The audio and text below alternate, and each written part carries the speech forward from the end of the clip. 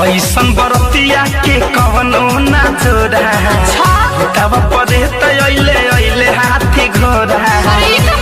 अरे सखी अरे दुल्हा के करिए लगता हो ऐसन बरतिया के कवनो ना जोड़ा भूतवा परे तो अइले अइले हाथी घोड़ा।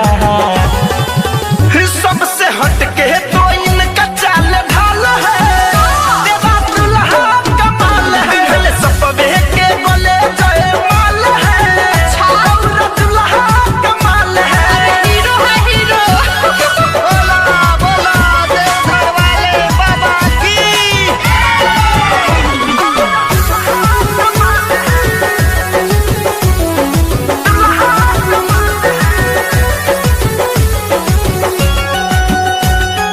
रिकॉर्डिंग बाय केसीपी म्यूजिक ढाका।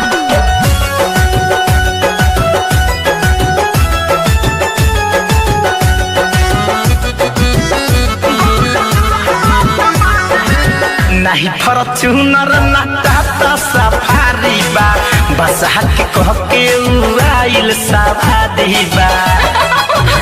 पूरा कंजूस बका सखी। नहीं फॉर्च्यूनर ना टाटा सफारी बा बस के कह के आइल सवारी बा। पूरा बहु रहे बका भसम भभूत पूरा देहिया लगवले माथे पे अपना चंदा सजवले बड़ा सुनर सुनर लटरा उनकर बाल है छाया दुल्हा कमाल है भले सबे के बोले जय माल है चोरा दुल्हा कमाल है कमाल है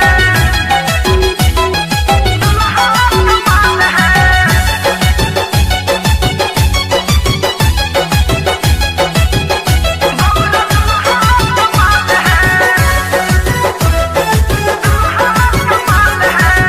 केहू के लागे नाही उनका नजरिया हो दुल्हा तोहार लागे कजर से करिया हो। अरे सखी अरे सच कहतानी हो केहू के लागे नाही उनका नजरिया हो दुल्हा तोहार लागे कजर से करिया हो बड़ा निक लागे लाइन कए सताइल मन ही मन तक करे समाइल